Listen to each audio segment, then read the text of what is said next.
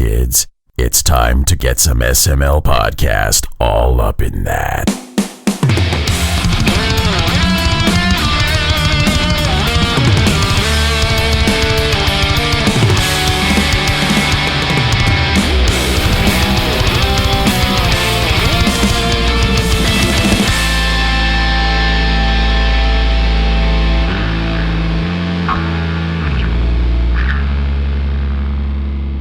What's up, everybody? This is the SML Podcast. I am your host, Joe. Joining as usual, Cole. How are you doing?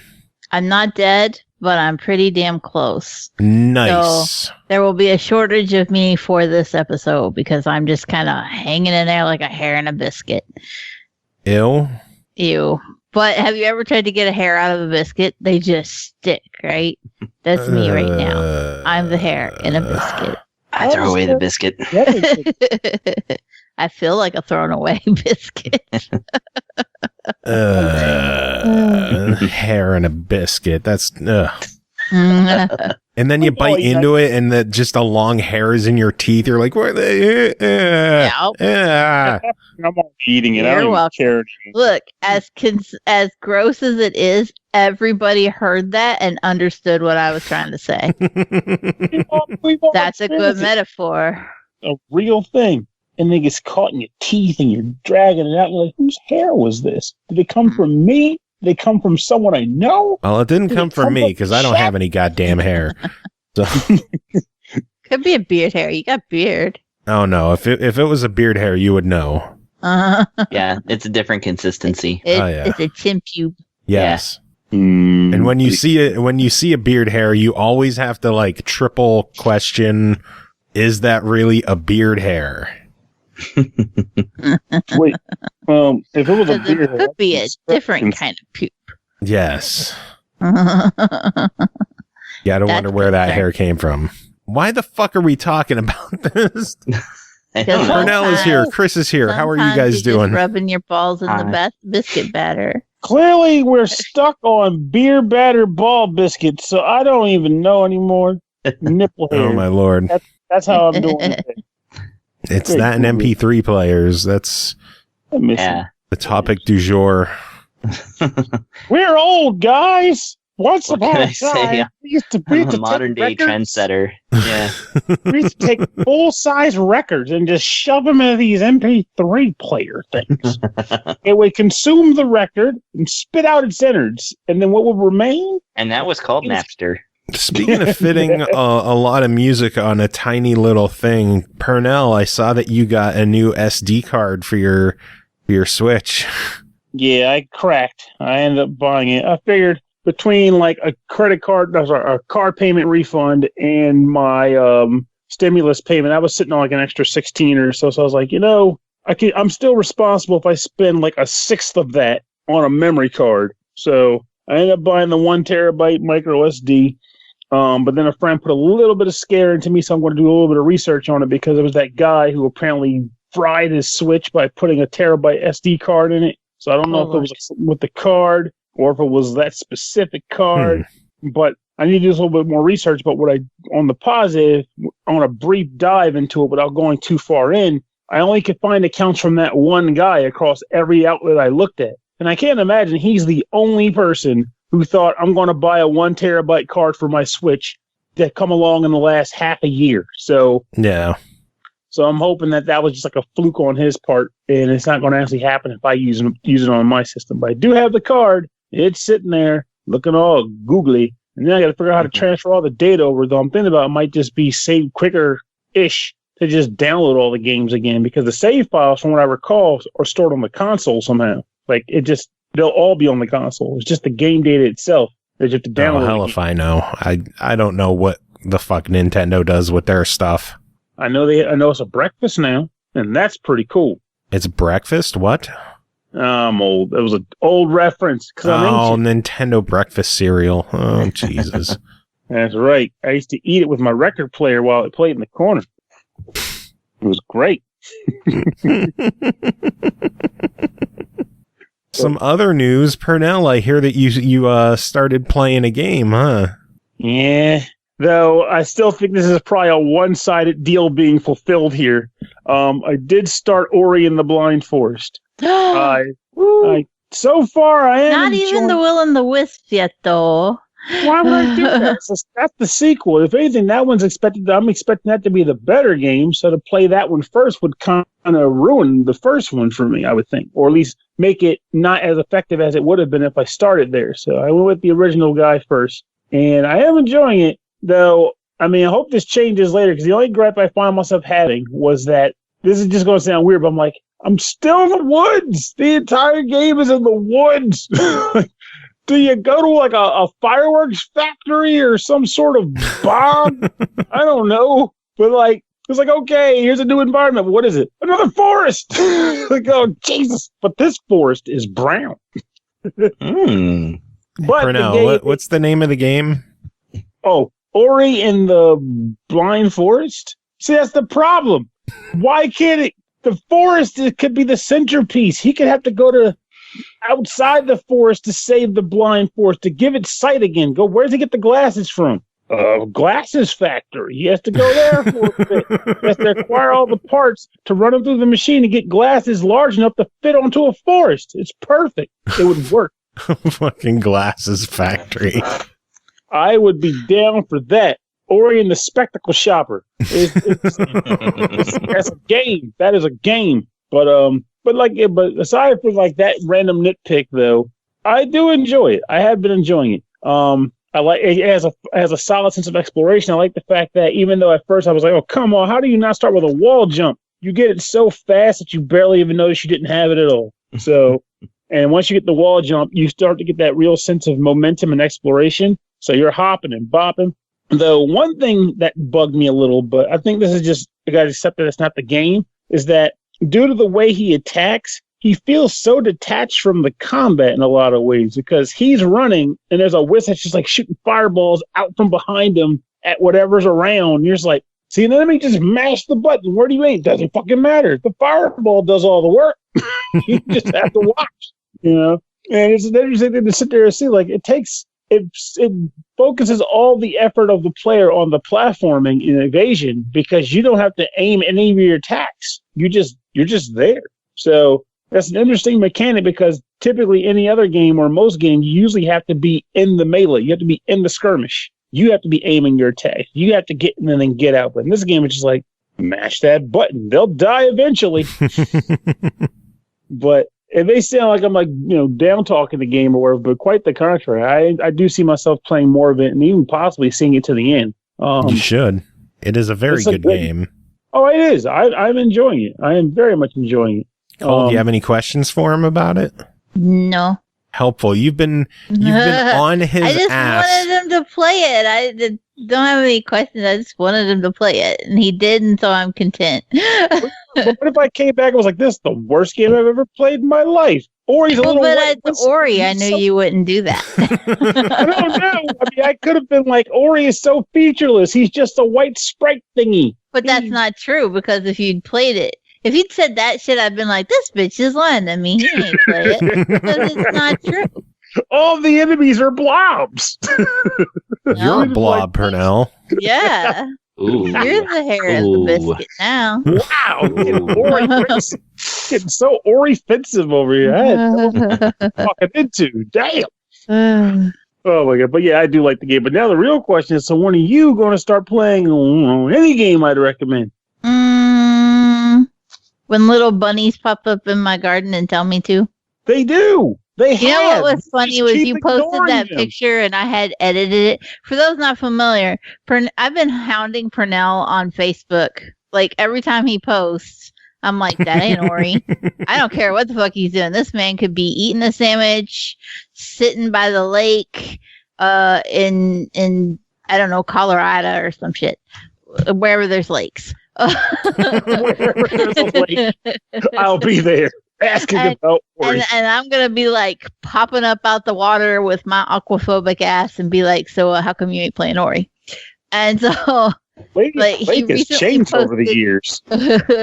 he recently posted an image of a bunny rabbit, a wild bunny in his yard, and within 4 minutes of him posting that image, I had posted another version of it that had been edited to give the bunny a speech bubble that said, "Shouldn't you be playing Ori?" And I straight up even went so far as to use the actual Ori logo.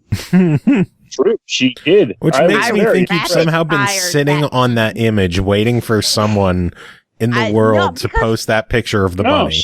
No, she got the image from me. No, I did. No. I'm convinced she's been sitting on that image waiting. Took me 4 minutes to copy his, edit it, post it back to him. I bet what it is, Joe might be onto something. She had the speech bubble ready. She just needed the image to slap it onto. The template was open and ready to go. I saved it, so now it is. This rabbit knows. But what if I was like, I think I hear voices coming from my cupcake. You do. Why aren't you playing Ori? You're under arrest. This is a picture of Pernell getting arrested for jaywalking. I don't fucking know. And there's like, here's a picture of cupcake. You're under arrest for not playing Ori. Like, damn. Cole was ready for this shit. But she's on the ball. I can't. Ultimately, I can't. I can, but I won't. I can't really quite fault it because it is a good game. She wasn't like recommending like play, Hopscotch Quest or some crap. Which can come sound like something I would play. Hopscotch Quest. I mean, you're looking for each individual square. Without the squares, you can't hop the scotch, and then there's just a sad child on the playground waiting for recess to end. It would be depressing. What the hell are you talking about? Hopscotch Quest. It's a game. It's a fantastic game that doesn't exist, but now someone's going to make it. Glory. From Rad Lake Games coming next week. The easiest achievements. Yeah, she'll have to get one square. Done. Yeah. Full platinum. Oh my kid, I still love their games. They make good stuff. They publish stuff. Oh man, so should we talk reviews, or is there anything that anyone else wanted to discuss before we dive into these? Only if it's Rattle-like games. Actually, I don't think we have any Rattle-like-as this episode. My goodness. Rarity. I did finally get gun crazy and complete it. Nice. Yeah. Did it all in the same 10 minutes. It was good. I was like, okay, this is a thing. And also somehow I managed to fuck up the last achievement and had to start over from scratch to do it again. I'm not sure what I did. What was the last achievement? Beat level 2. Nice. And so like I had to start all over and beat level 1 again. I was like, well, son of a bitch. Oh man. That is harsh. Was horrible. That was the longest 2 minutes of your life. It was a whole 10 minutes of my 2 a.m. play session, and I was horribly distraught over it. And then I popped it and went on about my life. I stand by my feelings on Gun Crazy, though. It's like, it feels like someone was like, I'm learning how to make games. And they made a competent game. Just now that they're like, okay, your game works, fill it with stuff. It's like Mega Man 1 before Mega Man 2. Yeah. Like Mega Man 1 fought like one enemy on every level. It's like, what the hell? Where's the monster variety at? And then Mega Man 2 is like, now you got birds that shit eggs and fan men. Somebody woke up. Somebody woke up, now there's fan man. And it's amazing when you think about it, too, because when you really lay on a table, people love Mega Man. He's always been around, old, young. People like Mega Man. But you never, ever hear anybody talk about the first game. And I'm pretty sure that's why. Like, 1 is just kind of like, it had to exist so that we could get 2. And I actually really like 1. And it was made by only 6 people, if you didn't know. Really? Yeah. The dev team for that game was 6 people. Was one of them Bun Bun? No, actually, Bun Bun didn't come along until 3. Oh, damn. Manami Matsumai is the composer for 1. Oh, okay. Yeah, the music in 1 was fantastic. I still acknowledge that. Yeah. In fact, and it's not even that the game was bad. Like, I played it through, though it's just really hard. It's just very difficult. And like I said, I feel like it's lacking a certain soul that didn't come until later. But overall, the game is still playable. I still can go back, but it's just like, I don't think anyone ever talks about it. I never hear anybody discuss the game. It's always like Mega Man 2 and up. And like, but 1 exists, but then again... The other fun thing that you can do with Mega Man 1 is put a Game Genie on, and then the audio gets destroyed. Really? How? Yeah. Oh, it's just a glitchy mess. Just YouTube Mega Man soundtrack with Game Genie. There's even an NSF file for it because somebody I know personally decided to rip it. Weird. Yeah. Mega Man 2 is the same way. Oh, that's something I didn't expect. They didn't need a Game Genie for Mega Man 2. Shit, that would have made me not want to use Game Genie for those games. Like, well, is this a piece of crap? Take it back to the store. What's wrong with your Game Genie, sir? It's a piece of shit. It broke Mega Man music. I'm writing a stern letter to Galoob. Dear Galoob. Your name is great. Your product is not. Make with the good. Your unauthorized cheat device broke my game. Did you know that Game Genie was authorized by Sega? Yeah.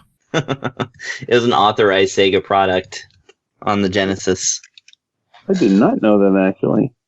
Yeah. Trivia. Yay. Anyway, reviews. Should we get to these? Mm-hmm. Sure. Let's talk more about Galoob. No, Pernell, you got a lot to talk about, Pernell. This is like the Pernell episode. It is, Yep. yeah. I played a lot of Game Genie. I watched a lot of Ghostbusters. I'm ready. Are you ready? Wait, Are you sure? Ghostbusters or the real Ghostbusters? The one sponsored by Galoob. Oh. That's correct. I'm full of shit. So, first thing to talk about tonight is called Game of Ham. Ham stands for Hating All Mankind. You can get more info on the game or place an order for it at gameofham.com, and the adult set is available now for $39.99. Pernell, what is Game of Ham? So, to give an easy lead in before I talk about the rest of what makes it different, is that have you played Cards Against Humanity? Yes. Well, at the core, you've played Game of Ham by the default base.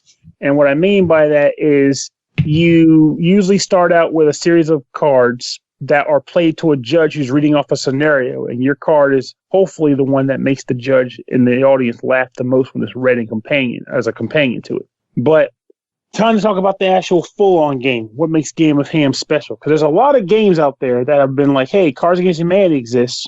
I want to make the same thing, but just with different cards and a new name. Crabs Just Humanity, Spankings Are for Wussies, whatever number of names you can come up with. But what I like about this game and why it's actually worth discussing is because this is more like someone said, we've played Cards Against Humanity, but it'd be nice if we could make an actual game out of it. Like an actual game where you feel like you're trying to win using some sort of methodology. So what they did was they decided that they provided the game with a board. So there's 4 cards that come inside of the game that are dual-sided, and they have a bunch of spaces on top of them, various colors and with numbers on top. And I'll get into that in a little bit. When you build the board at the beginning of the game, you line them up from left to right. You can match them up however you want to basically construct a layout for a board, as long as, in the end, the goal space is at the end of one of the sides. So what happens now is each character gets 10 pink cards. These pink cards are essentially like various descriptives, such as living on the iron-rich diet of children's blood, or naked old people greasing each other up, peeing in lemonade, and of course, I'm shouting the wrong person's name out while making love. Nice. Things like. Oh Lord.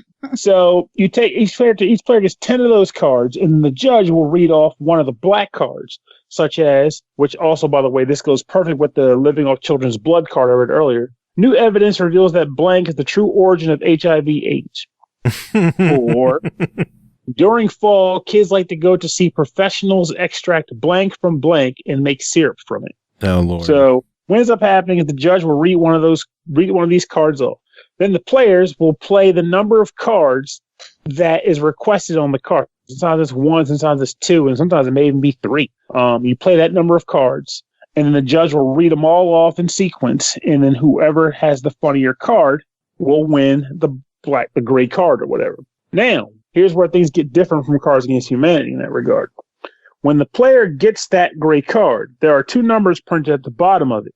The player chooses one of those numbers, and that determines how many spaces he wants to move. He can move the total number of spaces in one direction. He can move the difference between the two numbers. So you can move, if you have like a 1 and a 5 at the bottom, you can move 4 spaces, or you can move 1 space, or you can move 5 spaces. And you're moving along the board. And depending on where you stop, things happen. You stay on the number space, you go that many spaces again further up, but you don't get a prize from where you land. If you land on a color space, you will draw a colored card matching the color of the space. There are 4 different colors in the game: green, yellow, red, and orange. And these are all like sort of power-up cards. And each color deals with a specific type. So like the yellow cards are all like cards that force people to skip turns. So they can't play for a set. Green cards are particularly built around basically making them choose another card. So let's say, for example, the judge is doing a round. That person's like, oh, this card is freaking perfect. I'm going to play this card. You can go, nah, no, you're not. Once they play the card, you can make them get rid of it and have to choose something different. So basically just screws them over and makes them choose a card they're not as confident in playing. And then there's the other set, the red cards, allows you to switch out your cards if you hate your hand. It lets you kind of modify your hand a bit. And lastly, the orange cards will basically let you play additional cards in the round. So it lets you stack the deck. So when the judge is reading, let's say it's 4 players in the game, 1 player is the judge, and there's 3 players each dropping 1 card, you can go, no, I'm going to play this orange card. So now I'm going to play 3 sets of cards. Now I have 3 times the chance of winning this round because he could pick any of my cards. So stuff like that. So I kind of like that element exists in the game to say, okay, now I'm going to do these different things, and I can consciously make these decisions. And also in each of those decks, there are a few, the reason why they are decks instead of just like, here, just take the forced player card, is that mixed in there will be some odd rare cards that will allow you to like actually kick players back on the board to different spaces. So you might just say, no, I'm going to make you go back to that gray space or what have you. So now, in addition to what I just described, when you take these gray cards from earlier that allows you to choose your space movement, they have letters printed on the back of them. H-A-M-M. They spell, you guessed it, ham. Ham, bitch. Yay. Now, what the purpose of that is if you can get the cards to spell out ham and someone plays an effect card on you, you can discard those 3 cards to negate the effect that they play on you. So it benefits you to try to win multiple rounds for the purpose of getting enough cards that have the potential to spell ham so you can be prepared to defend yourself. Now, the end of the game, the base rule, because there's a bunch of rule modifiers that you can play that are mentioned in the rule book if you want to go down that road. But the typical way to end the game is to get to the goal space on the board and land exactly on it. So whereas normally you could just like get a 5 and like, okay, well, I got 5, but I only need to go 4. Haha, I win. No, you have to actually get 4 spaces to win. So you can't overshoot, and you could find yourself stuck looping back and forth. But due to the fact that there are other ways to get cards, such as like doing like the gimme rule, where you can just like give a person a card and allows you to move a space, for example, there are ways to get around that and not have yourself caught in a loop or whatever. So for the most part, aside from going down the rabbit hole discussing every rule variation, which I am not going to do, but there are a fair number of them. For the most part, this game is, like I said, it's Cards Against Humanity, but with some gamey rule variations to kind of shake things up a bit. And overall, I'm fine with the game. Like,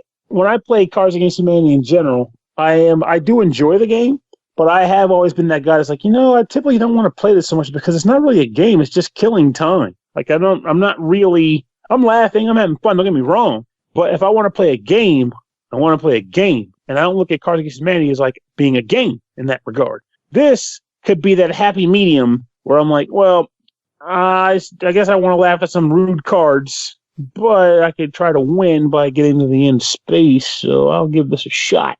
Speaking of happy, you know what makes me happy?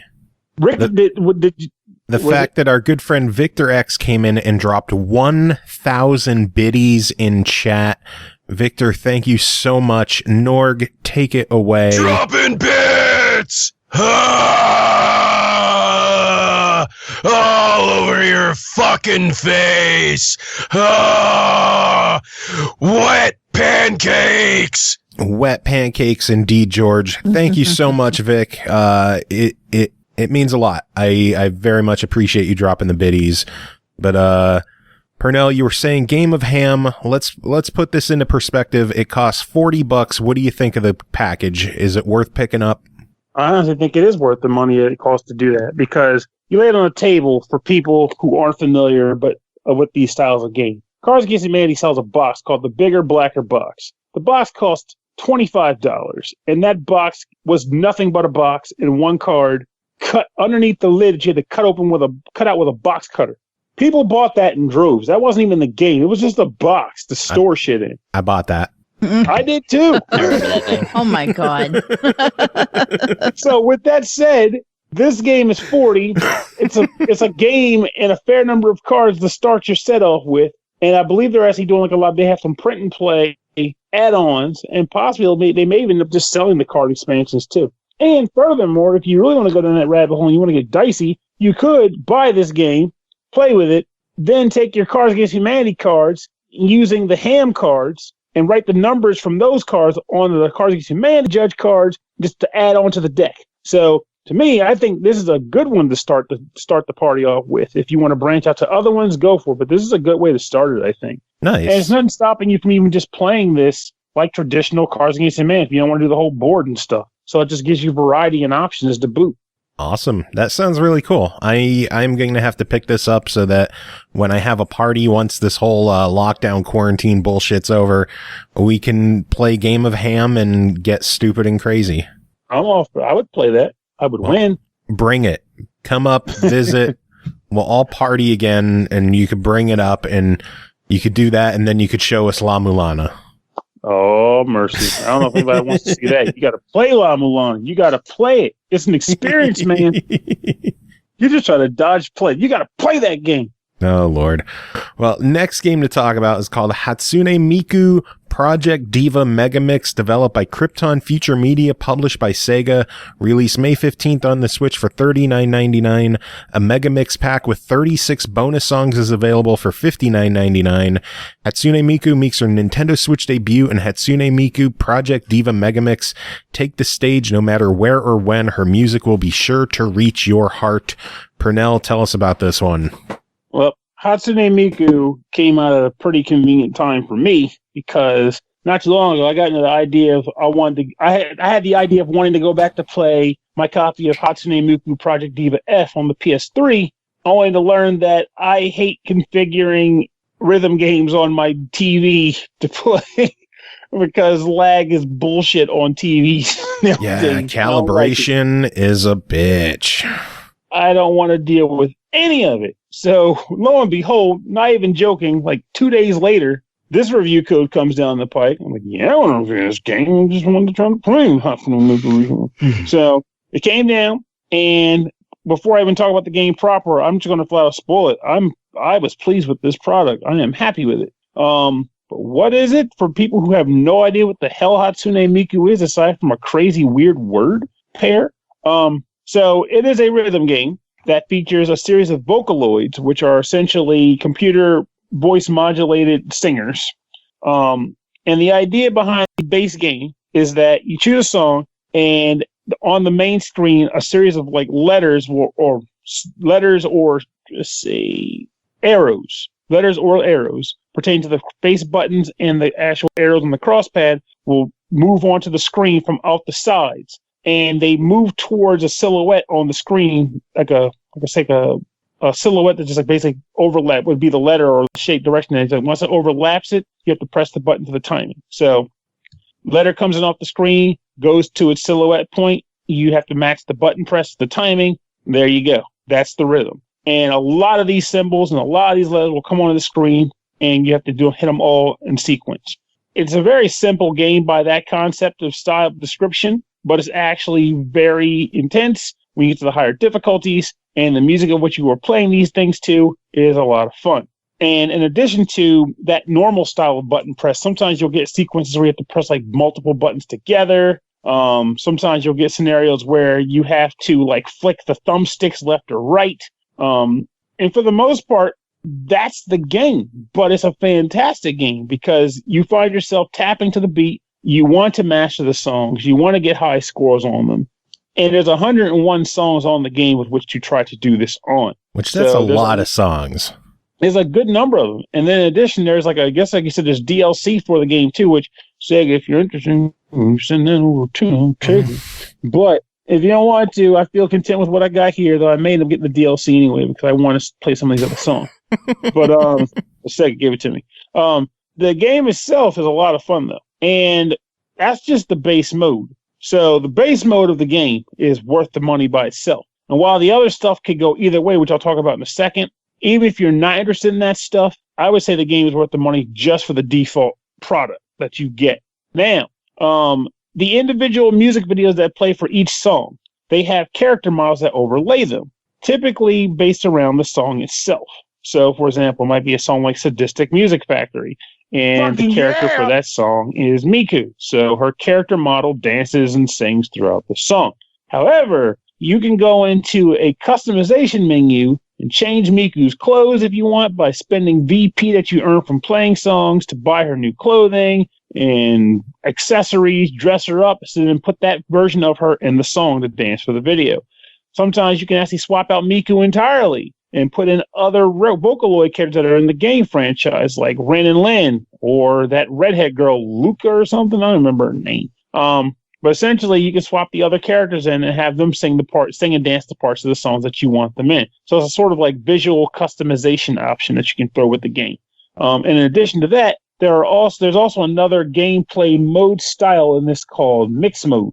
And personally, I will say that I wasn't too fond of it, but that's just me. You might like it more. What the heck am I talking about? Well, it's meant to be played with the Joy-Cons detached from the system. So if you want to play it on the TV or the system, like kind of like on the kickstand, which I did at work actually a couple times, the idea is that you take the Joy-Cons off, turn on mix mode while the song is playing. Instead of the letters and directions flying off the sides of the screen, what's happening is there's actually like blue and red lines just kind of coming from the top of the screen going to the bottom. And the Joy-Cons are held upright, sort of like you're holding say like a flight stick or something. I don't know. So you're basically holding your arms out and you're holding the Joy-Con up, like you're giving it a thumbs up. That's a good way to describe it. It's like you're giving a thumbs up and you're holding the Joy-Con in your hand. Now, as these things are coming down, you have to tilt the Joy-Con left or right in each hand to move the bar at the bottom, the two bars at the bottom, left and right, so that they overlay the bars that are falling from the top of the screen, and you press the button to time when they overlap each other. So it's sort of like... That is cool. It is, but the problem I have is I wasn't sure if it was just the way that it was calibrated for me, but I couldn't quite get it to measure properly. Like, it's like, first of all, like the way they describe it in the game, it's supposed to feel like you're like pretty much like you're tilting glow sticks. Like your hand is out, tipping your hand left and right. Oh yeah, party baby. But when I was playing the game, it seemed like it was only really working if I was like flicking it in and out like I was casting a fishing line. So I don't know what was going on with my play, but it wasn't tilting the way I was expecting it to, and I was having a hard time adjusting to it. So it's one of those things where it's like your mileage may vary in this mode, but I'll always be the guy that says I'm fine with more as opposed to less. It's another mode you can play. It's not like it's the only mode you play. So if you end up liking this mode, hey, you got 2 ways to play this game, and that's freaking swank. And fun fact, I didn't see this mode when I was playing it, so I don't know if I have to do something or download an update for it, or if I just got to select it somehow. But apparently, there's also a mode called like tap mode or something in the game. And if I'm wrong, then kick me in the butt. You know what? I'm not going to talk about that because I might be wrong. I might be thinking about something way off. But for the most part, mixed mode and regular mode are where it's at. And I'm honestly fine with this game. At what I've experienced and what I've played, I'd recommend it wholeheartedly. And honestly, I play this game. I've been playing this game quite a bit, coupled with the fact that I don't have to break out my freaking controller anymore, my freaking Ren and Lin popping looking controller. I can just play it right off the Switch, be happy, put it down, be done. It's a good time. And no lag config, though it's available if you need it. Well, that's good. If you hook it up to a TV, I guess. Yeah. Well, overall $40, your verdict? Worth that candy. Cool beans. Jelly beans? I don't know, Cole. What kind of beans?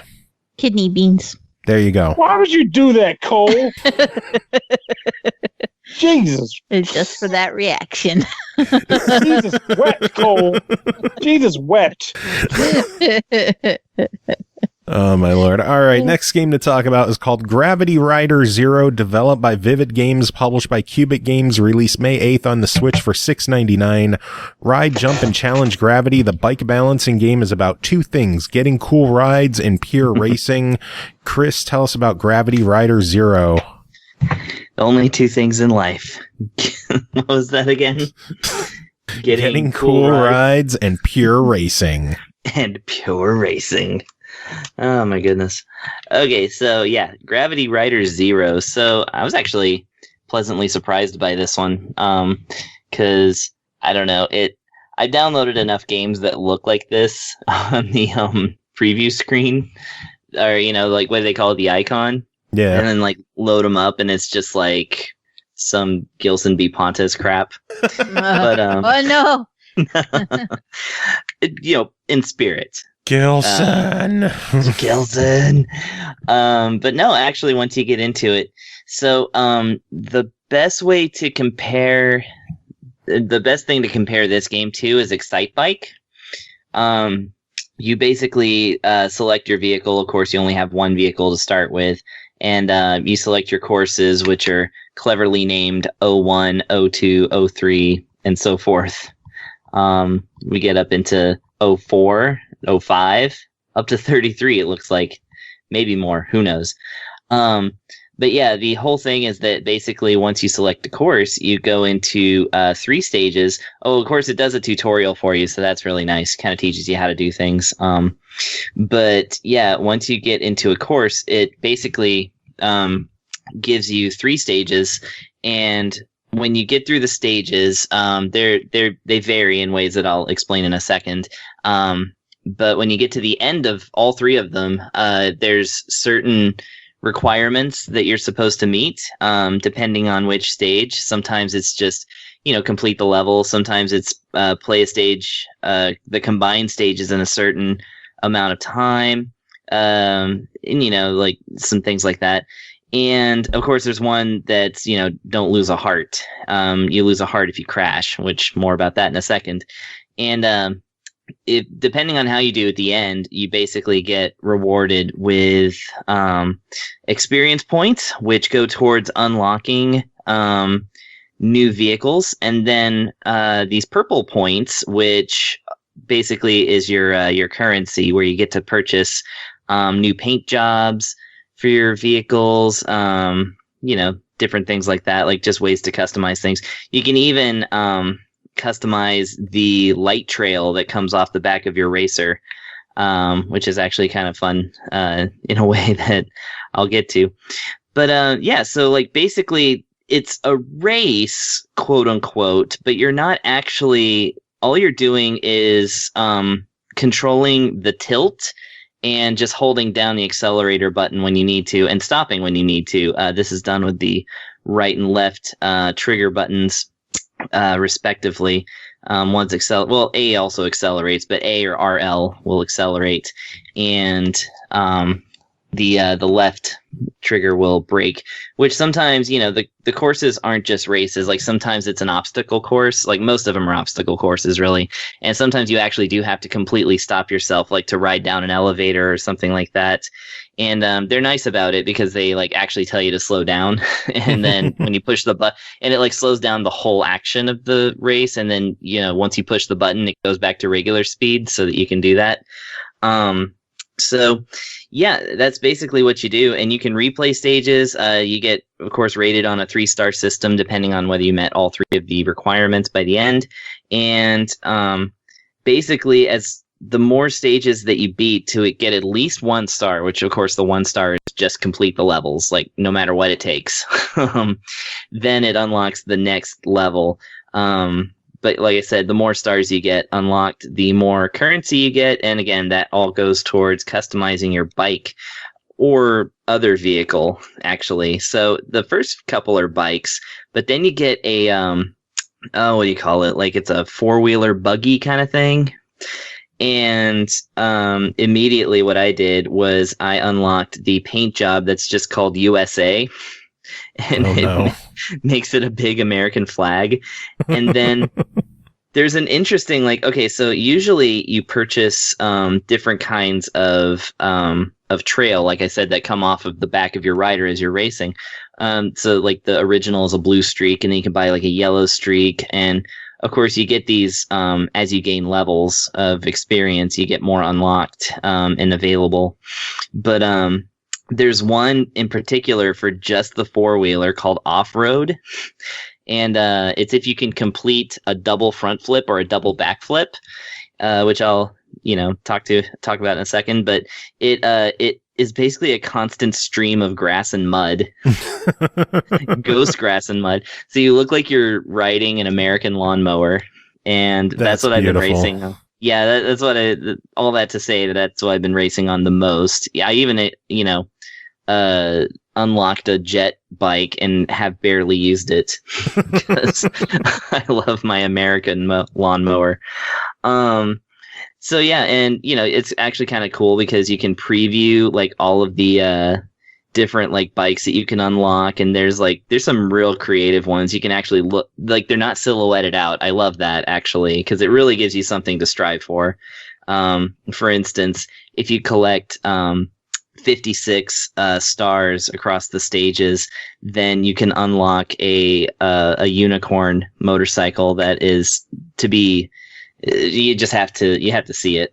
It's amazing. So yeah, like basically, there's just different things like when you're racing, like I said, you actually only can tilt your bike backwards or forwards. You actually can't change lanes. You can't bump into other riders. You're on a rail.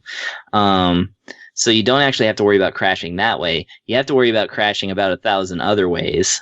Yeah, because the more you talk about it, the more it sounds like the Trial series. I'm not sure if you've played any of those. I don't think so. You should look into that series. Yeah. But it does remind me of Excite Bike because like if you tilt back too far, of course, you end up, rolling backwards and your bike crushes your guy, and it's all done in a fun ragdoll sort of way, and it just makes you lose time, and of course you have three crashes that you can do before you actually have to start paying for more continues, or else you have to quit.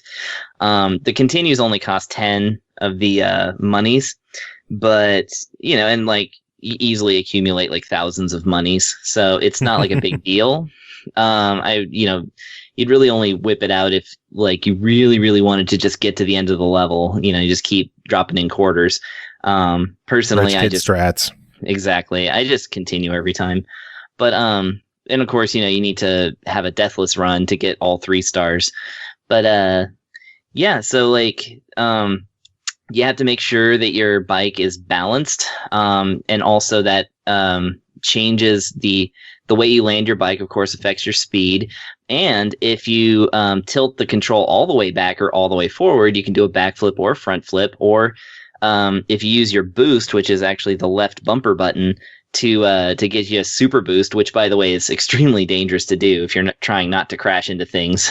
But if you use a boost to like go up a ramp that's like steep enough, you can pull off a double front flip or a double back flip, and like I said, that'll unlock your constant stream of ghost grass for a certain vehicle.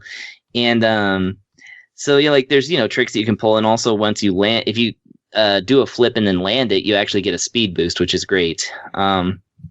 Speed boosts are good for the time trial thing. Sometimes the game will put other racers in the race, and I'm not sure why they do that, because I've yet to see a requirement that says place, get first place or something like that. It's always like time based, so I'm not too sure. And then lastly, once you go back to replay a stage for like extra experience points or what have you, if you just want to try and get all the stars, the game's nice about putting a little ghost in there of your best performance, so you get to race against yourself. And if yourself happened to boost at the last second and then crash horribly right after the finish line, then that's saved permanently until you beat that time, which is actually the case for me in level 1. In the very first level, I nose dove, and then I nose dove, crossed the finish line, and then my driver got flung off and then and then hit a wall, and then the bike hit him. That's beautiful. That's just on there. That's just on there now. This game is really a lot of fun, and they perfectly toe that line between like making you want to play more to get the collectibles and just trying to actually play the game and get the best performance. Like, driving across everything from a bunch of barrels to like dodging spikes to like doing all this other crazy stuff. And I really enjoy it. Like, it's not hugely ambitious as a game. Like your character, you don't do anything with characters. There's no story. There's, again, not really any racing, except for pure racing. But hey, I really quite like this one. Well, then for $7, what's your verdict? Easily worth it. If you're a fan of Excite Bike, go ahead and check this one out. It's a nice little update on the formula.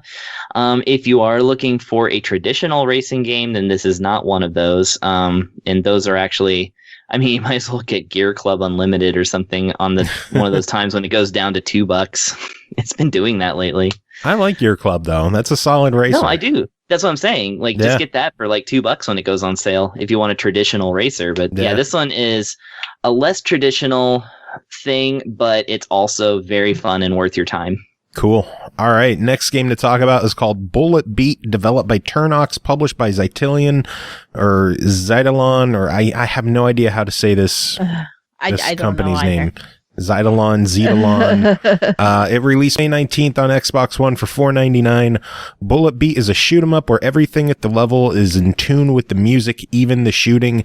Keep the combo to get stronger. Cole, tell us about Bullet Beat.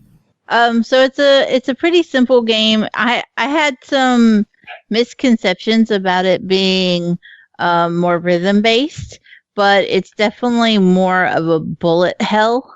And not even so much of a shmup. Although you do shoot, it takes a lot to actually kill anything, and you're going to spend far more time just dodging shit. I was surprised at how easy it was, despite being a bullet hell, which I also wasn't necessarily mad about. Sometimes you just want to get through it and call it a day. And so I was very pleasantly surprised that even with being a bullet hell, it was maybe an hour and a half to actually 1K the game. And that was with taking breaks and getting up and doing other things. So who knows how long it actually took me, but it wasn't that long. There is an endless mode, but there's also an arcade like campaign mode with 3 different difficulties. I will say I played it on the easier difficulty, which is probably why I was like, yeah, this isn't so bad. It definitely ramps up though. Yeah. In the harder difficulties, and I was like, I ain't got time for that. I'm old and I got arthritis. So sometimes you just have to take things as they are and know your place. So I played it on casual. If you're playing the arcade mode, there are 8 levels. However, level 8 is a boss rush, and it is broken down into 3 sub-levels instead. So rather than having like one level 8 where you have like checkpoints, because there aren't any checkpoints in the other ones, they break it down into sub-levels, and you can play them individually. You can go back and play in whatever order you want once they've been unlocked. You're not forced into every time you want to play level 8-3 going back and playing level 8-1, 8-2 first, which is nice. It gives you some variation. I will say I have one major gripe about the game, and that is that none of the enemies have any kind of indication as to how long they're surviving for. It does not give you any kind of outline or color indication for the game. They're basically just your little ship, which is kind of U-shaped versus every other shape. There's squares, there's triangles, there's semicircles poking out here and there.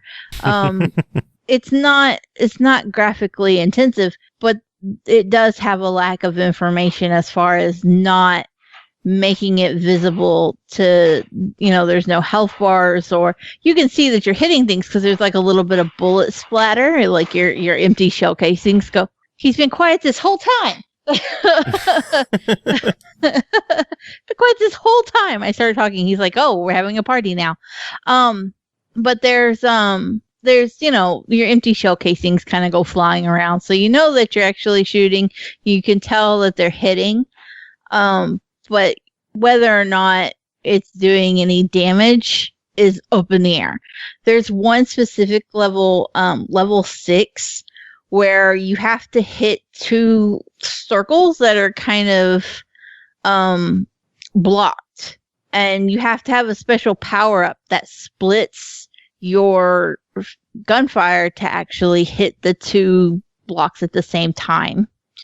I spent the longest time ever on level 6 with no idea if I was succeeding, if I was failing. I knew I was surviving, but I didn't know what the fuck else I was supposed to do. Some kind of indication, like letting it glow red if you're getting it down to where it's almost dead, or a health bar anywhere on the screen would be really helpful. You do have a health bar. It is at the bottom of the screen. One interesting thing, though, is if the screen is shifting, your health bar can kind of slide up and down. But it doesn't actually affect anything long enough for you to not know if you've got any health at all. Also, health on casual health and power-ups and stuff just drop all over the place. So if you fail, I don't know what to tell you. Literally, I could have called it a Rataleka game for how easy it is to beat it on casual, with the exception of not knowing if you're actually making any progress on a boss or not. No. That was my gripe with the game, too. Is you could shoot at a boss for 20 minutes, and you don't know if you're doing anything until the game is just like, okay, you're done.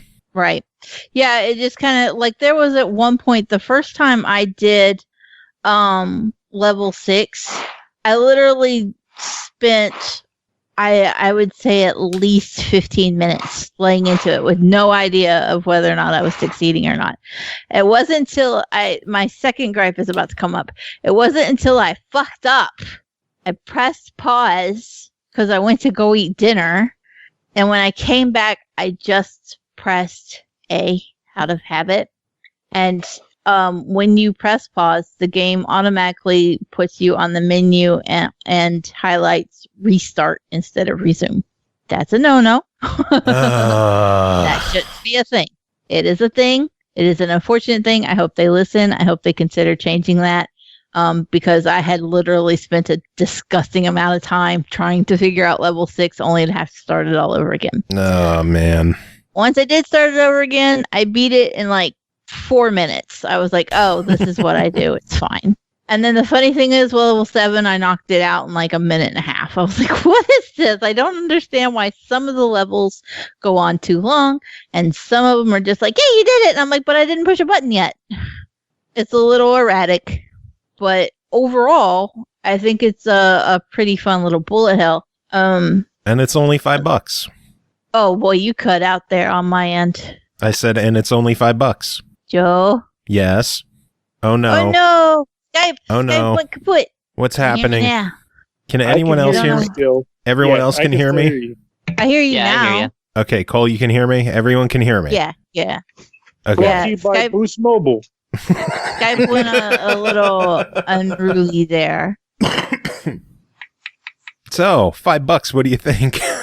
I think at $5, it's solid. It's an easy completion, and it's a pretty fun little bullet hell. It's at least on the easier difficulties. It's easy enough to get your toes wet if you're not sure that it's a genre that you even enjoy. And so I think at that price and everything, it's a buy it. Yeah. All right. But I would like for them to work on some of the things that need polish, just a little. Yeah, like show us any indication that we're doing damage to the boss. Like, give us a health bar. Give us a health bar. Have them flash or something. Just and move the restart and resume. Yeah. There's another game coming up soon that we're going to have that same gripe with the pause menu. I have a feeling. But Next game to talk about is called Dungeon of the Endless, developed by Amplitude Studios, published by PlayDigious. Released May 15th on Switch, May 19th on PS4 for $19.99. Dungeons of the Endless is the award-winning roguelike dungeon defense game in which you and your team of heroes must protect the generator of your crashed ship while exploring an ever-expanding dungeon, all while facing waves of monsters and special events as you try to find your way out. Pernell, tell us about Dungeon of the Endless. All right, I'm going to spoil something right off the bat here. I just wanted to review this game. I asked Joe to request this game because I wanted an excuse to gush about it on the show.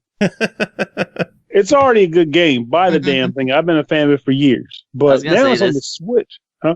I was just going to say, yeah, I was interested in this one too, but I actually didn't want to play it myself. I'm actually wanting to hear your review of it. Oh, yeah. My goodness. Which is why I interrupted you just now. Just getting right in the way of that review. Oh, stop it, you. I'm all about that. I like the banter. I like the back and forth. That's what I live for. So what is this game that I'm so goofy about? Well, Dungeon of the Endless, the way it's designed by Play is that you and your companions crash land on an alien world, and you are trying to escape from said alien world by getting from basically how far into the planet you're in by your ship having crashed into it to the surface. So you're basically ascending levels of your ship to get out the back of it to the surface of the planet, essentially. And the way that works is each floor is composed of a bunch of rooms that are interconnected by doors. Even if you're playing by yourself, you could have from 1 to 4 total characters running through the dungeon at a time, because at the beginning of each round, you choose a ship, and that ship determines how many passengers were originally on it, i.e. how many players are playing or how many characters are running around that session. It also determines a variety of modifiers for that session. Like, for example, there might be a ship that says, if you pick this ship, all food, you get 0.5 food instead of 1 food per collection. But in exchange for that, since you don't get as much food, you do twice the damage or something weird like that. A variety of different modifiers that make every play run feel different. And aside from just the modifiers on the ship themselves, you also have a ridiculous array of characters to choose from, some of which, by the way, I don't even remember playing with in the version I play. So this might be DLC that I never got access to that's on this version of it. So, hi-oh! There's some pretty cool characters I was playing around with that I'd never seen before, which was nice. But each character has its own stats, its own special abilities associated with it, and with them, they essentially determine how that character will play during your dungeon run. So, like I said earlier, the game is designed as a series of interconnected rooms that you're trying to explore with a few purposes in mind. One, just to see what the hell's on the actual floor. Every time you open a door, it starts out pitch black in the room, but when you open the door, enemies will pretty much spawn if they're in there, and you have to fight them off. Attacking is done automatically by the characters. If they're in the vicinity of enemies, they'll just start swinging their weapons or firing their guns until the enemies are dead, or they're dead, whichever comes first. And you never know until it happens in this game, because it's not freaking easy. After you've cleared out a room, or a series of rooms or whatever, after you clear out a room, you will see what's inside of it. Now, rooms are initially dark in this game, and the way you power them is by using a resource called dust. Dust is generated usually by killing monsters, and sometimes is awarded when you open rooms. Now, for every 10 dust units, you can power 1 room. And powering rooms is very important for a few reasons. One, when you enter rooms, sometimes you might find places where you can build turrets, various turrets, or generators. Generators being things that can produce one of the 3 currencies in the game. Industry, which is typically used for building the turrets and some of the building structures.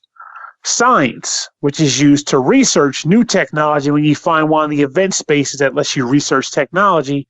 And food. Food is used to heal your characters during combat sequences, and is also the resource used to level your characters up. Each level up, of course, increases your stats, and sometimes gives you new skills. Now, The other reason why it's important to light rooms, aside from the power of these facilities that you construct, is that as you expand out on your exploration of a floor, you have more rooms exposed. And for every room that is not being lit, i.e. powered, when you open the door, that room has a chance of spawning monsters. So if you have 3 dark rooms and you open a 4th door, you could have 4 rooms spawn monsters at once, and they all have one goal in mind. Well, 2, but usually one main one, which is to rush back to the start of the floor and destroy the core that you are trying so desperately to protect. Because it's not just your lives you're trying to protect, but if that core gets blown up by enemy attacks, game's immediately over. Shut everything down. Doesn't matter if your guys are alive or not. Game's over. So the last reason why you want to explore floors, aside from the things I mentioned before, aside from looking for vents and looking for different building structures, is to find the floor's exit. When you find the floor's exit, you are officially ready and able to trigger the escape sequence for that floor. And what happens is you have to go back to the start of the floor, pick up the energy core, and then run it to the exit.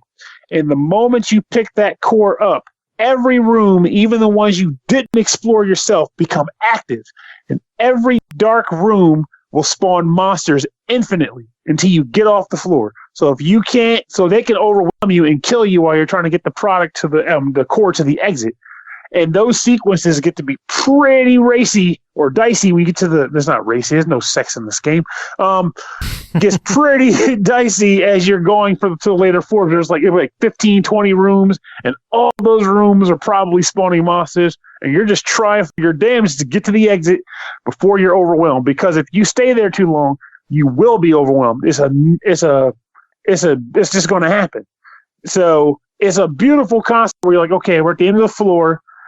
We have enough dust to power 6 rooms, but the exit is 7 or 8 rooms away, and there are a number of other rooms around it. So then you're like trying to decide what rooms do we need to light the most in order to make the easiest transport possible, knowing it's still going to be a challenge.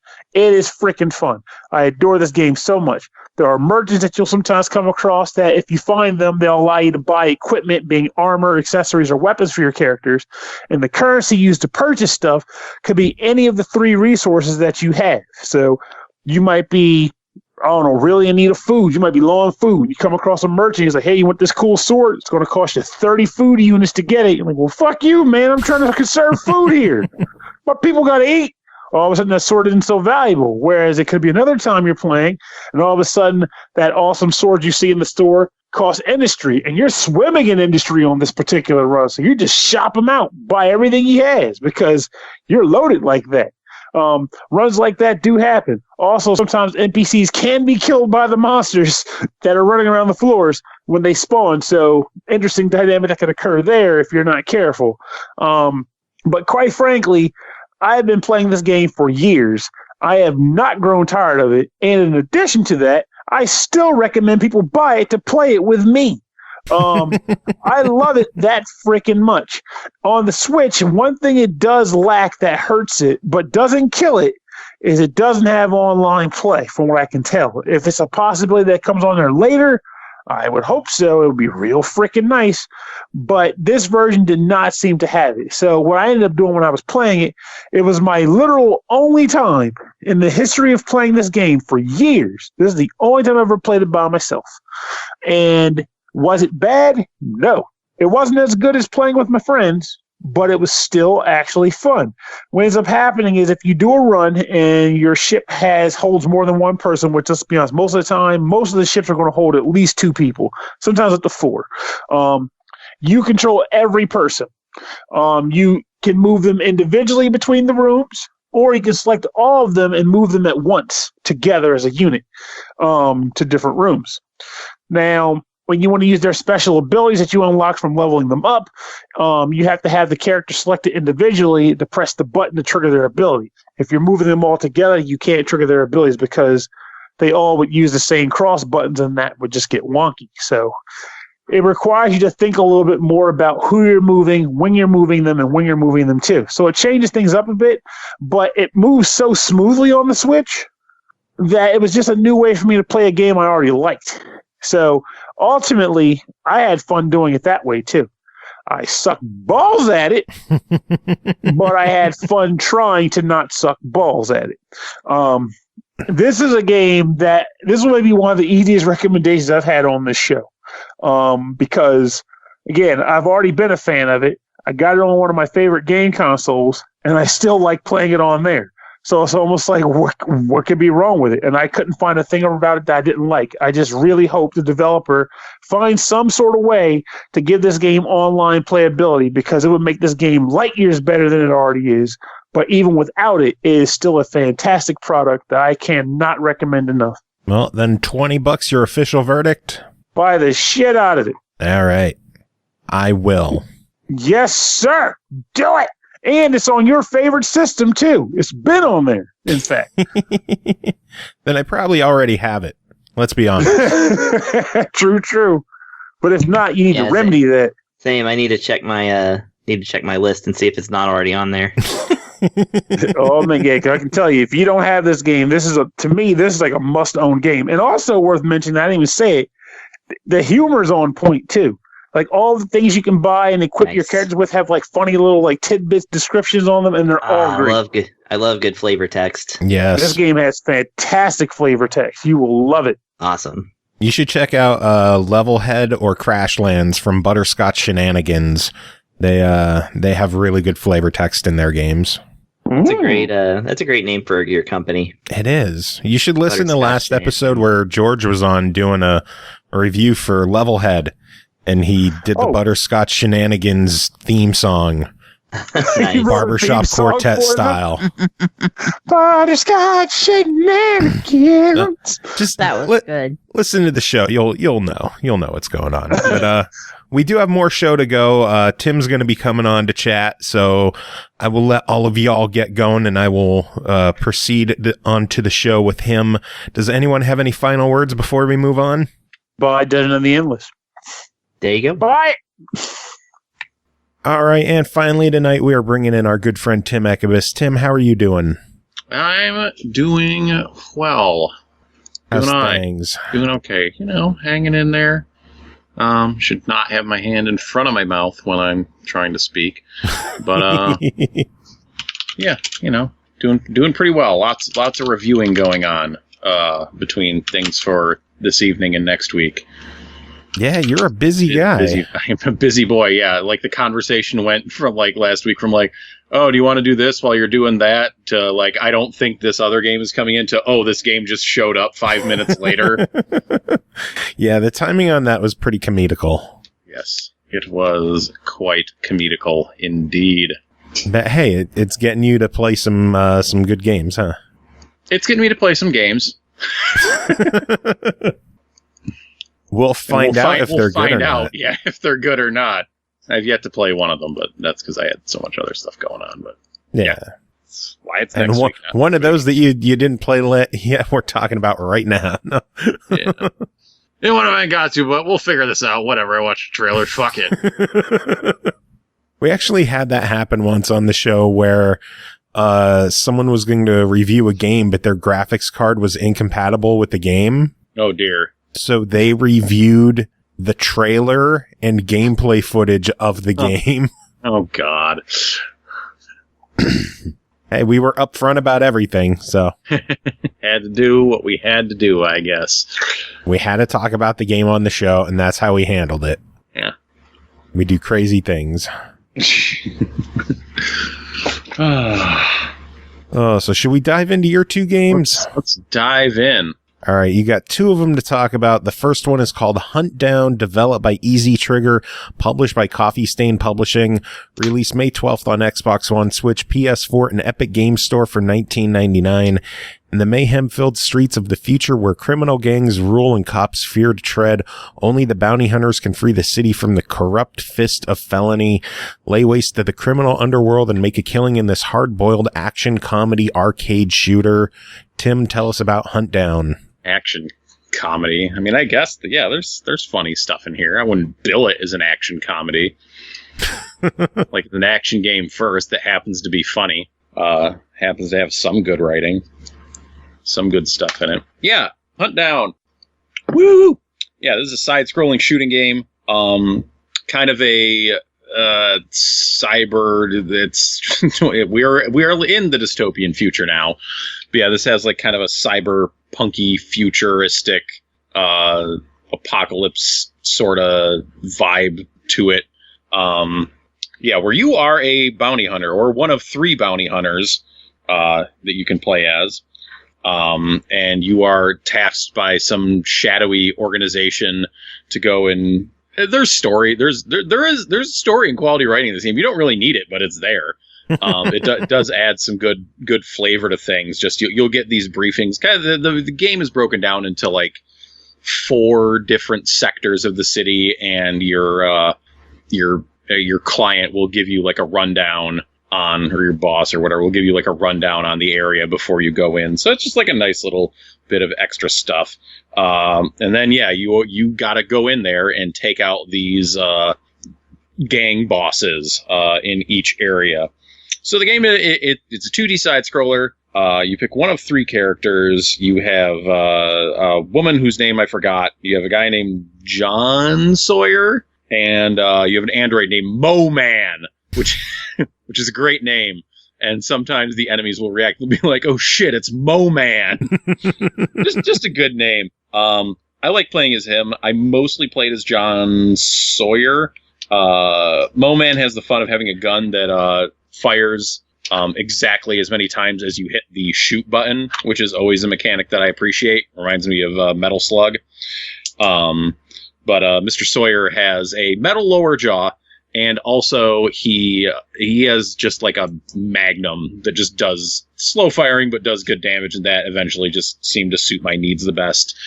Each character has a different throwable sub-weapon as well, so there is a difference between the 3 of them. They're not just like, just pick one and they're all the same. You will play differently. Oh, and the girl has like a submachine gun sort of deal, so it shoots out burst fires.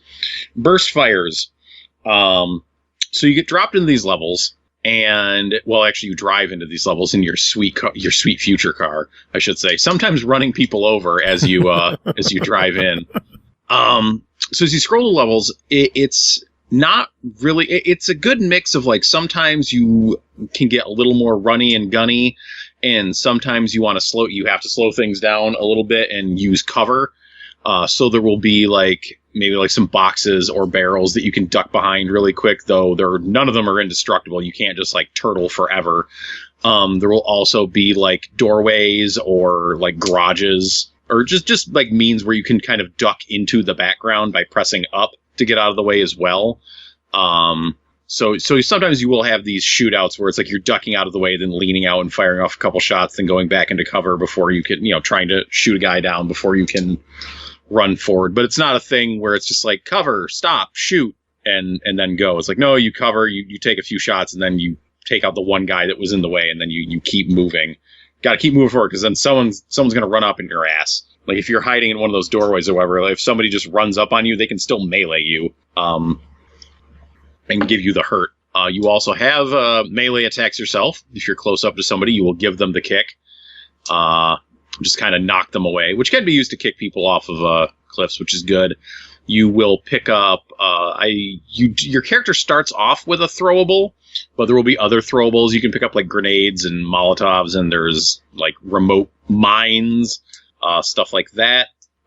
There are other weapons you can pick up all over a level that have limited ammunition. So this is where you start picking up like your shotguns and your Uzis and your automatic weapons and your machine guns and chain guns and rocket launchers, and all of those have a limited amount of ammunition.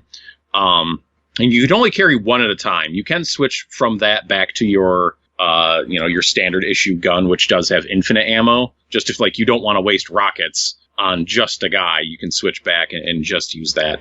But the game gives you like there is no shortage of guns dropped throughout a level. There enemies will drop guns. Will be guns hidden off to the sides. There will be guns just lying out in the open for you to pick up that somebody just left a gun there for you. Whatever, there it is. with some levels, definitely, like, if you kind of poke at the edges or you jump up, like, this slightly out-of-the-way platform, you might find some extra cool guns. There's also 3 stashes hidden in each level, which is just, like, a bonus kind of score thing when you're evaluated at the end of the level. If it tallies up whether you found all the stashes, how many guys you killed, and how many times you died. The way the game does checkpoints is you hit a checkpoint and it calls in like a little mobile surgical unit. And I don't mean one from like a hospital. It seems like a guy who's definitely like running his own practice on the side. So that like when you die, he just like kicks your ass. You know, you are assumably fixed back up and then kicked out of the back of his van again at no cost or anything. You just die. But it's another fun little thing that just adds personality to the game. It's not just like, oh, here's a checkpoint and then you just go back to it. It's like, no, you die. Your body gets stitched back together by this shady doctor and then thrown back out into the world. And that's it. Yeah. Each level, you know, punctuates itself with a boss fight against a particular bounty, and they're all like, each stage is themed kind of like, the first one is kind of like your generic futuristic like punk dudes, but then the second one is like all hockey themed guys, and then you're fighting bikers, and then it's like, I don't know, ninja samurai gangsters is sort of the last one. So it like, yeah, each character, each like boss falls under that theme, but has his own distinct personality and distinct boss fight. They're all really different from one another, so they're all it's a lot. The game is a lot of fun, like just top to bottom. Like the way everything is designed and works together is just a lot of fun to play through. I think the difficulty is really well balanced. It's not a game where you come out of the gate and it's like immediately trying to kick your ass. I personally, as someone who is a psychopath about difficult games, didn't feel like it got really hard until like the last set of levels, and then I was like, okay, you guys are dicks here. There was like not that I didn't die at all, but like that was the first time I was like, okay, this is like, I really got to drill down and like learn this pattern here, or like think about this encounter. But up to that point, like I feel like it ramped up pretty well. Yeah.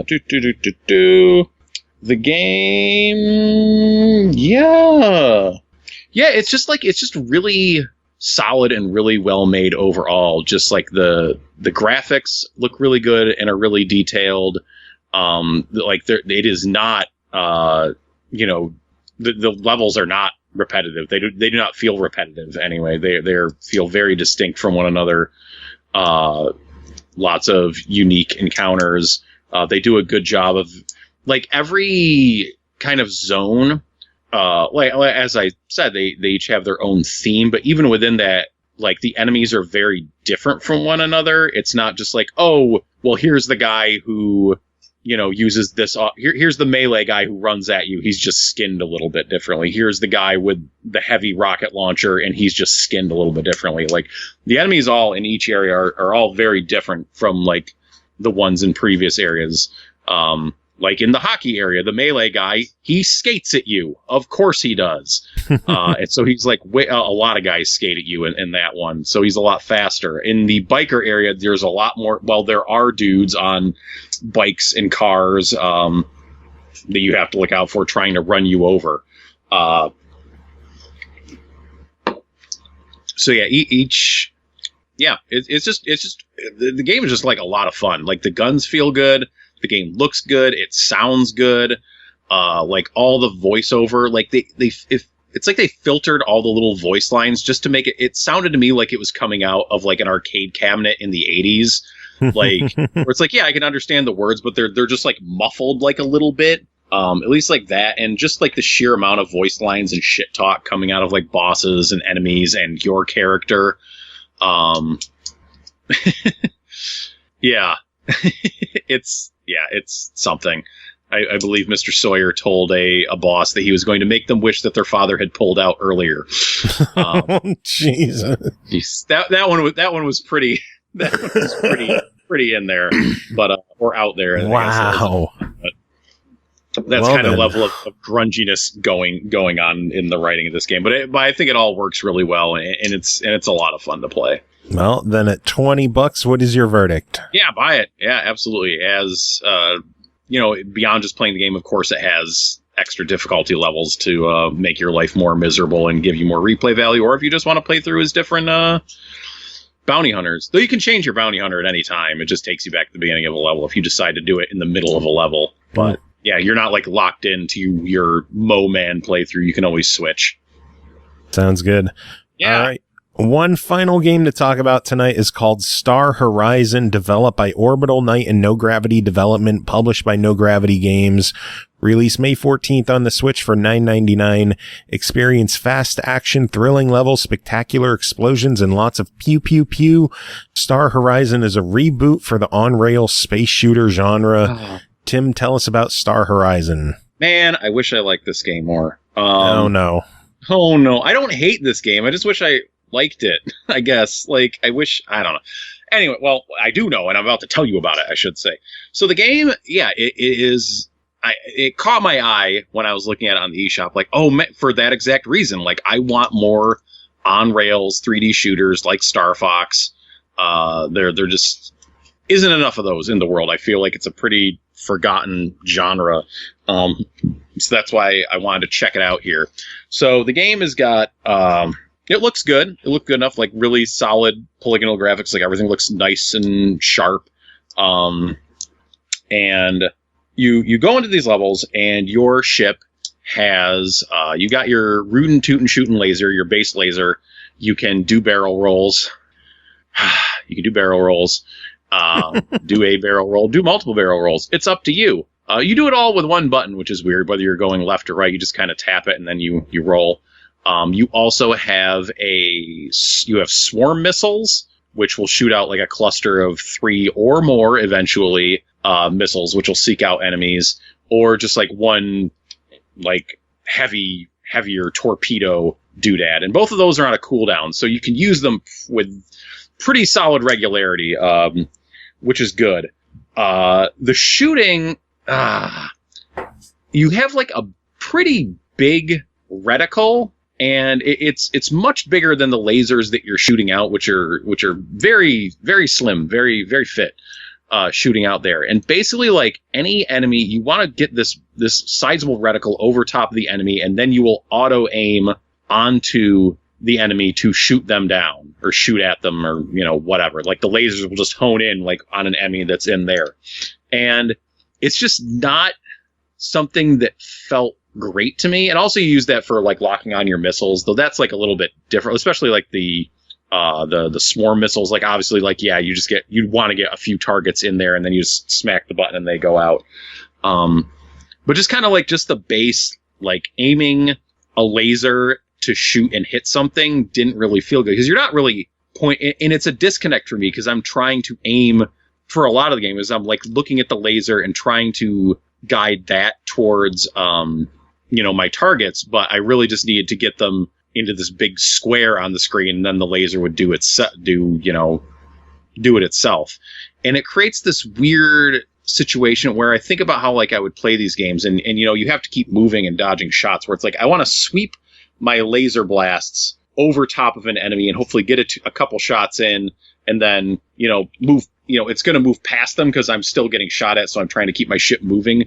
But as it is, you kind of need to let that reticule rest so you can lock on for a second and then shoot the enemy. And I found that ends up with you getting shot a lot. At least that's how it felt like it was happening for me.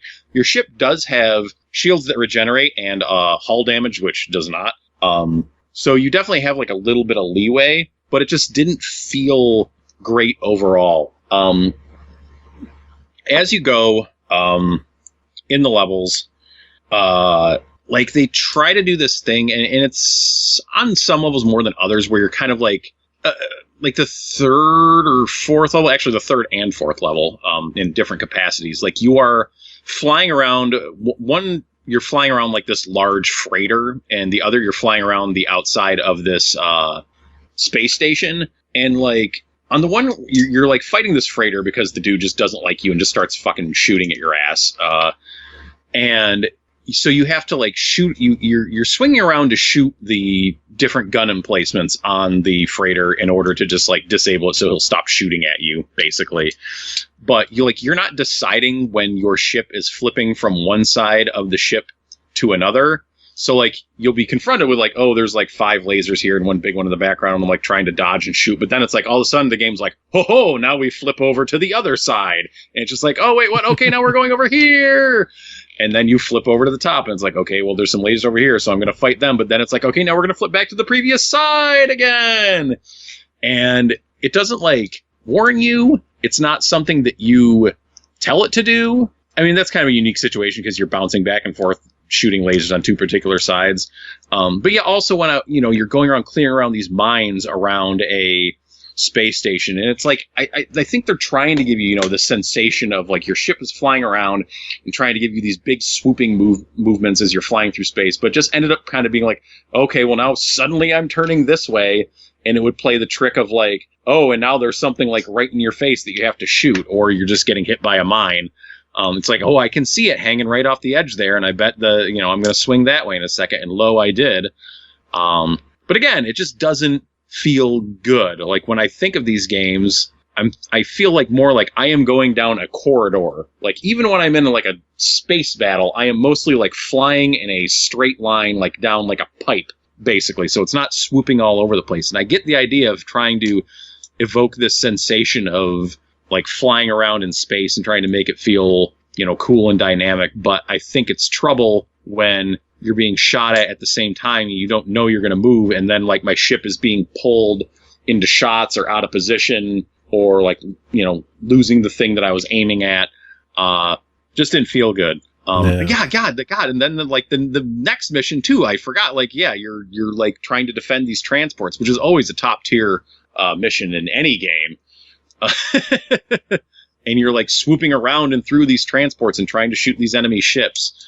And then you have these situations where it's like, I found a lot of the times where enemy shots were just kind of came really fast and were hard to see. A lot of times they would take the form of just like thin green lasers as opposed to your thin red lasers. So it was hard to see that like, oh, they're shooting, but then it's also like, oh, they're shooting, but then also it's coming at me very fast, so it's tougher to get out of the way. So rather than like skillful dodging, I was just like spam rolling around trying to get out of the way of it. And again, it just doesn't feel good. And then you have other levels where you'll have ships that are coming up from behind you, and they're coming up from behind you because they start shooting you like and hitting you when they're off screen. And that's frustrating. It sucks. And it just ended up being like a real bummer overall because the game like looks good. The voice acting and the writing isn't great, but like almost it's not quite funny enough, like not quite in like a Symphony of the Night sort of way. But it's just like, man, you just got people to read these lines, didn't you? And I thought it was going to be funny really early on because like the dude, I think your dude was like in stasis or whatever, and he identifies himself as John, and then like his last name is bleeped out. So I just assumed his last name was like motherfucker, dick basket or something like that. And they just bleeped it out for fun. I don't know, but he's a real tool. John Dick Basket. Dick Basket. There are branching paths within the levels sometimes, which can have consequences down the line in the story. And so again, that's cool. That is a cool thing. But just yeah. And the other cool thing is the upgrade system for your ship. You do accrue points as you shoot things down, and you get a bonus at the end of the first time you clear each level, which gives you currency to spend on upgrades for your lasers, for your missiles, for your other missiles, and for your ship. And those are, significant upgrades, and that's good. That's cool. But actually playing and flying around ends up not being a ton of fun. And I kind of hit a wall, like, for a while on that third stage, the aforementioned freighter, where I was just getting fucking smoked by, lasers shooting at me and the camera flipping around. I'm just like, man, I am straight up not having a good time. So I was like, okay, well, I'm going to go back and replay a couple levels just to get some more currency. There was only 2 levels to replay at that point. I'm going to get some more currency so I can just like grab another upgrade on my ship and hopefully that'll help. But that's when I realized like, oh, you only get that first time clear bonus the first time you clear it. So I wasn't getting that much currency. So like grinding through the old levels just to upgrade my ship to make my life a little bit easier didn't seem worth it either. So it's a bummer because it seems like there's a lot of solid stuff going on, like good ideas. It's just like the actual act of flying around and aiming and shooting down ships ends up being not as fun as I wish it was. Yeah. Which is a bummer because like if you already own one of their games, this game's only $5 like until like the beginning of June. But I love when companies do that on the Switch. When you own one of their games, some of their other stuff's discounted. Yeah. It's a great, it's a cool little system. Sometimes it's a bit of like racing to the bottom, but at least when you have that, like, oh, if you already own one of our games, then you can buy this one at a discount right off the gate. Like that's a cool thing. I like that. But maybe you shouldn't buy this one because it's not a lot of fun. Unfortunately. Well, it being $10, what is your official verdict? No, you shouldn't buy it. I'm sorry. I wish it was great. I wish I had more fun with it. But it just doesn't handle well enough as a shooter for me to slap the old recommendo on it. Well. Yep. Oh, well, that is it for this episode. Tim, thanks for being here. Always good having you on chatting. Yeah. I'll be back next week. Indeed. Thanks to everyone else who was here who did their thing as well. Music, I think I'm going to play some more stuff from the 1-Ups off of their B-Sides album. What do you think of that? Yeah, that sounds good. It was funny listening to the album because I've heard all of those songs before because I had like every disparate place that they had released those songs, but it was still nice to have them all in one place and of better quality than like 96K bit MP3. Yeah, that was nice. So yeah, that was a nice little surprise, and they released it on that day when Bandcamp was giving all the proceeds straight to the artist, so that was extra good. Indeed. So more 1-Ups, good stuff there. Tim, do you have any final words to end the show? You excited for Double or Nothing? I am. Are you going to be watching that? I'll be there. I put in money for it. I better be watching it. Didn't do it just to be nice. Yeah, I'm really excited. It's been a lot of fun watching AEW with even in a virtual internet crew, but the show has been great lately. I'm excited to see Double or Nothing. Some great matches. It's a great card, top to bottom. With a surprise. I don't know if you've been paying attention to all the announcements for the Casino Ladder match, but they got Darby, Colt Cabana, Orange Cassidy, Rey Fenix, Scorpio Sky, Kip Sabian, Frank Kazarian, Luchasaurus versus To Be Determined.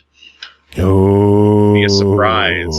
Which immediately people were like, "Oh, the people that WWE released their no competes aren't up yet, except for one man." Who? Well, that would be Drew Gulak. Oh, because his contract just ended. Yeah, he wasn't released. He would be free to show up, but I don't know. That would be trippy to see him show up and just be right in the mix of AEW.